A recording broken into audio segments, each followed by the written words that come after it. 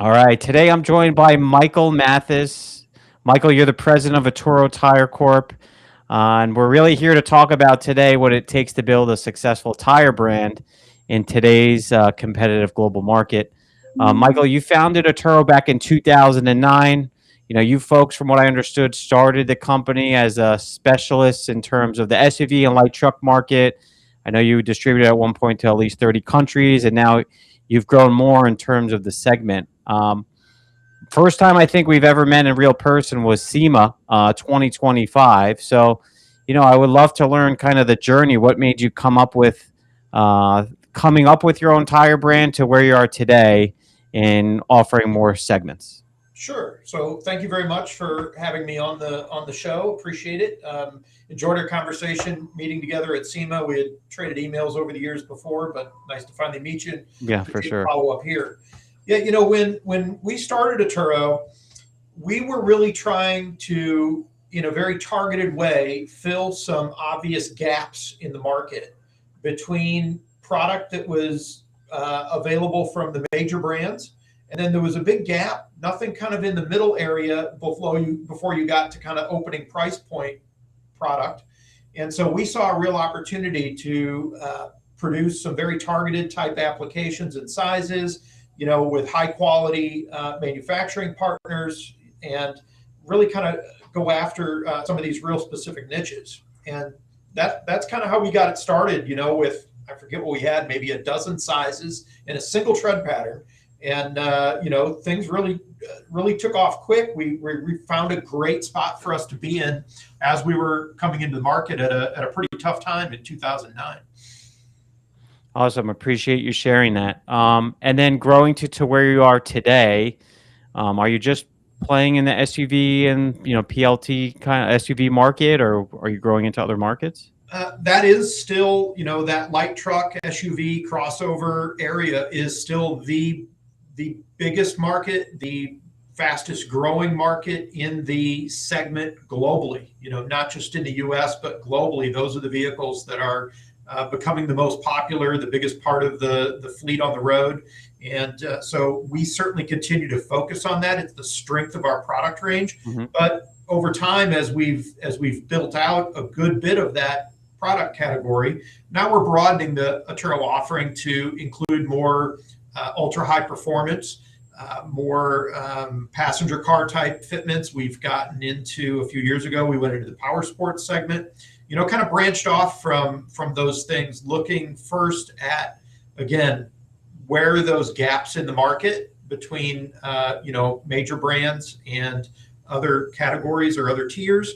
And then, what are complementary type fitments and segments to go after. What does somebody who owns an F-150 or a Silverado also have in the garage? So that's kind of where we've branched out from, and how we're going about building out our product catalog. And in terms of that product catalog and brand positioning, I've seen a lot of brands really struggle to break into the United States. Where do you see the differentiators are in terms of those brands that could really break through and be the signal amongst the noise in terms of where they position themselves in the tiers, and then those that are consistently failing and maybe coming up with a new name next year, even though it's the same, let's say, mold from overseas? Sure. Well, I think a couple of differentiating factors in getting into the market with any kind of staying power.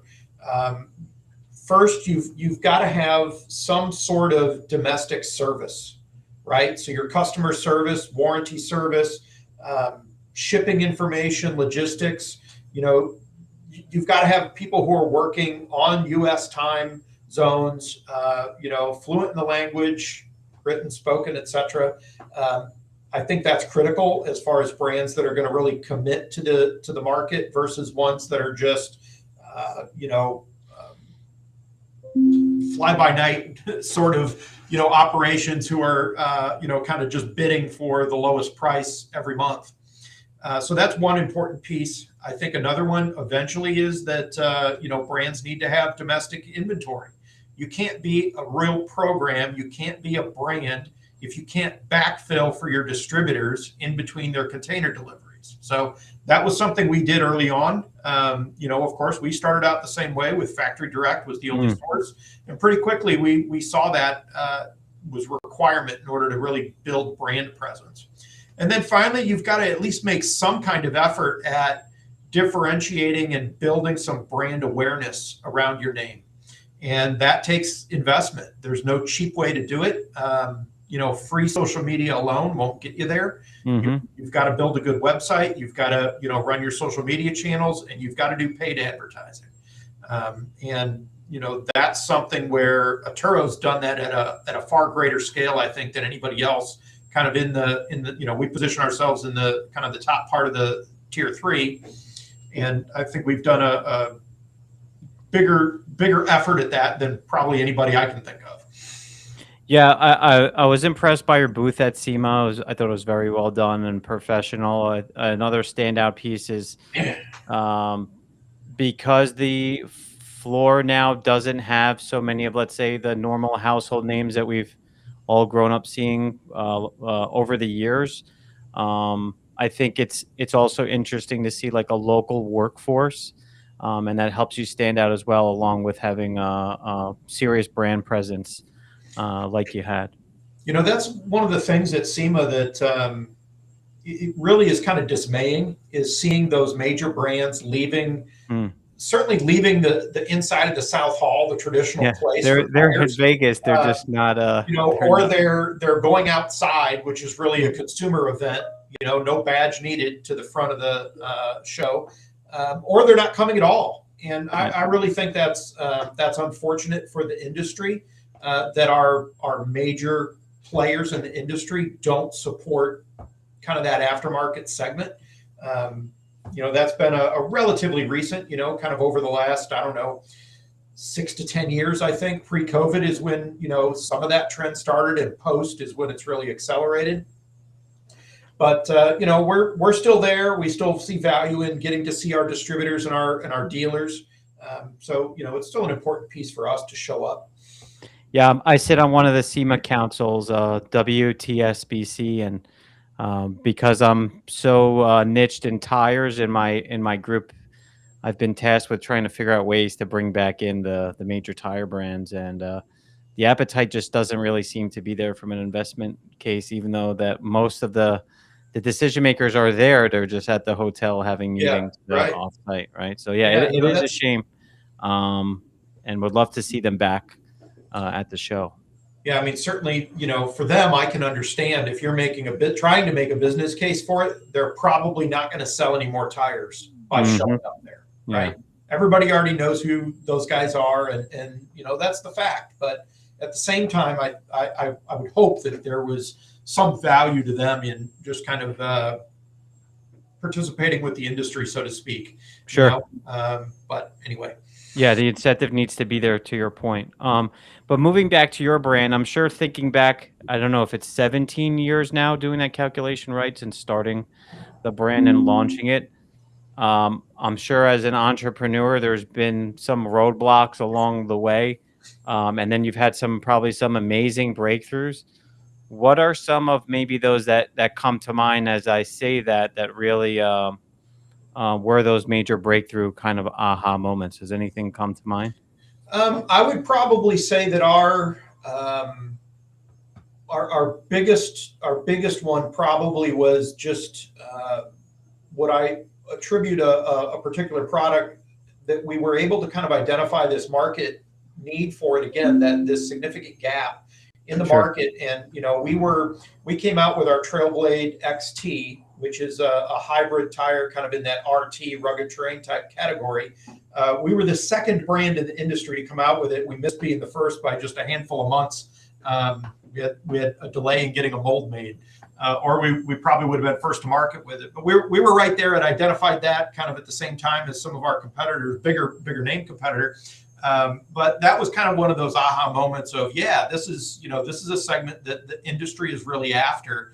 And it was the combination of that particular tread design, building upon the sidewall tread elements that light truck customers really are enthralled with these days, that aesthetic of the tire that is so important and something that falls outside of a lot of people's awareness. When I say people, I'm talking about distributors and dealers who don't understand how important that is to sell the tire. That was probably one of our biggest successes, kind of identifying and jumping into that market in a real early way. Whereas, as I described, previously, we were kind of, following the lead of some of the major brands, still identifying where they went first, but we came second. And here was a spot where we got out there and we were right out there with them at the forefront. Wow, that's great. Appreciate you sharing that. When we think of like switching to the consumer, before you said marketing and just the free social stuff doesn't work, I think you mentioned PPC. Where is the customer on the retail side? Is that where you emphasize, or is it more the dealer? The answer is probably both. But where are those decisions that you believe are being made that where you're really seeing like the ROI where you're winning? Sure. So going back a long way, we kind of made the decision that we were going to focus the majority of our marketing budget on the consumer. So we certainly still, have always attend SEMA, advertise in the industry magazines and so forth, but all dealers are also consumers. Okay. Right. So if we're advertising to try and attract consumers, whether that's through in the old days, call it the old days, 10 years ago, print was still a big deal. And we were in a lot of print magazines, whether it's digital, run a national TV advertising campaign. Everybody who's watching those, they're consumers, but a handful of them are also tire dealers. So we're reaching our tire dealer audience as well. So, it's kind of a twofold piece where we want to make the brand better known among the consumer as well as the dealer, so that the dealer's got an easier path to sell it when that consumer shows up. What about just I guess like do you consider I would assume you consider yourself a niche brand, so like online forums, communities, just the e-com channel in general, offering incentives to the end consumer. Where do you see that going in the future? Do you see any changes kind of happening from a decision-making standpoint, or how people buy tires in general? Yeah, I think that, that was one of the things that, there was an article from, I forget which magazine, so I don't want to name the wrong one, but they had published Where Do Consumers Buy, and it kind of addressed the, dedicated retail tire dealer, kind of the national chains, the big box stores, the new car dealers, but the channel that they didn't even survey on was online. I was kind of shocked by that. I asked the editor about that, and I've asked that question of him several times, that nobody seems to be on a industry-wide scale trying to measure that. I see it as a growing channel. Obviously, it's a little complicated in the tire world because consumers can't install it themselves. Yeah, still going to wind up at a tire dealer. So that brick and mortar dealer, has to be able to find a home in that online mix where they're not solely getting relegated to being an installer and a service provider. There's still a lot of expertise there that needs to be part of that mix of decisions and buying, as well as the service, both as part of the install and after sale. So, I do think that there's a growth in that e-commerce channel, but I think it's got to evolve to really partner better with that local dealer. Yeah, we had I don't know if the name Jared Kugel rings a bell from Tire Agent, great but guy. We work with them, and he's way in tune with this. yeah, he's the e-com subject matter expert, right, out of probably the three of us. But he mentioned something like, I'm probably quoting him wrong, but compared to the EU, we're about half the market share that they have in terms of percentages of total share e-com. I don't know if there's a demographic difference in why that would be EU versus USA, but it sounds like there's a ton of room for growth if they're highly correlated in terms of the channel's possibilities, right? Yeah, I agree. And, that's where we kind of saw this model that's become very prevalent in the US of e-com sellers not holding stock. Yeah. And, using the distributor or the dealer's inventory to sell through online. That model came from Europe. That's the first place I saw Oh, really? Okay, Yeah, I didn't know that. And part of that model, what supported it so deeply in Europe was the way that their large wholesalers were able to so quickly fulfill orders to the retail dealer. So, that part of their logistics service was at the time certainly more refined than ours. Of course, they don't have as big a territory to cover as the continental United States either. So that's been another challenge for us. But for this market. But I do think there's additional adoption coming. And I really think about, I just had to buy a new vehicle for my wife, and thinking about, 20 years ago when you would start doing your research online for a vehicle and then wind up back at the dealer in order to actually buy it. And today you can do almost the entire transaction online, never send it to the dealer till you pick up the keys. I think there's some room along that kind of a model for the tire space. With some refinements and some people working on some new tech that'll get consumers closer to that and still be able to rely on that dealer's expertise to kind of make sure you're getting the right tire for your vehicle. I appreciate you answering that. Switching gears, what are your thoughts on tariffs in terms of its impact? Has it helped, hurt you? What are the opportunities? I'll preface that by saying a lot of the leaders that I've spoken with over the past year have said that, the times that we went through in 2025 were more difficult than COVID and extremely challenging, takes a whole new, or takes like a high agency person or true grit entrepreneur to kind of battle through what we've gone through as an industry. But now that we're coming out on the other side, I guess reflecting back, and I know we're still kind of in it, but what are your thoughts around tariffs? Well, we're absolutely still in it. Yeah. My thoughts on tariffs are, that the only positive thing about tariffs is that it largely hit everybody in industry pretty equally. That because it applied to some degree to almost every country that we import tires from into the United States, everybody kind of suffered the same. So, it didn't necessarily create a big advantage for anybody. The domestic manufacturers, could have benefited from it more greatly than they did, but didn't seem to want to do so. But I think that it was just been a mess as far as how it was implemented. And I think that, because of how it was implemented, it's going to stay a mess for the next 2 years at least. So, we are still in the middle of it with things kind of up in the air and never really knowing, what that cost, what that price is going to be. And I think that it's been a net negative to the industry as a whole, to the consumer especially.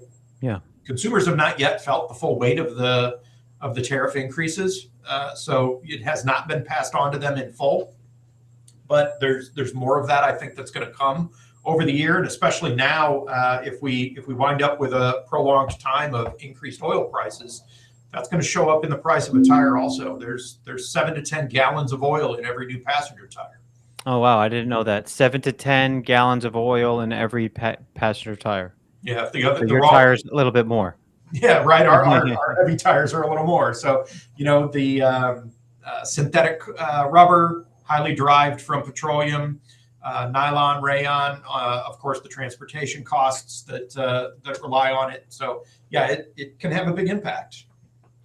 Yeah, and then to your point about not all has been passed through to the retail market. A lot of the manufacturers have been eating it, if you will. But as most of the sellout has been completed, it's only a matter of time, right?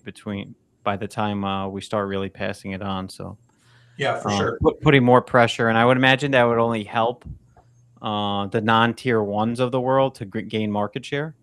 Well, ever since inflation really kind of hit hard in around 2022, 2023, the consumer has been trading down, and they're moving down from a 1 to a 2, a 2 to a 3, 3 to a 4. And it's created a tremendous opportunity for brands in our space, because at the same time that happened, the quality gap between the different tiers has shrunk considerably. When we first started, the quality gap between a tier 3 and a tier 4 tire was tremendous. Sure. And, across the spectrum, it's condensed. And so consumers are going to come and buy, a regular tier 2 customer who comes and buys a tier 3 tire out of budgetary reasons, they're going to have a generally good experience with it. I don't think they'll ever go back. Where we used to compete for the second replacement set on a vehicle, we're in line for that first replacement set. And we can keep that customer for second, third, fourth. Wow, that's powerful. You're competing now for the first replacement set. So I think that's going to be a big change in the market, that consumers are going to stick with us. They got pushed down here because of economic reasons, and I think that they're going to wind up having good experiences because we can build a darn good tire at an affordable price.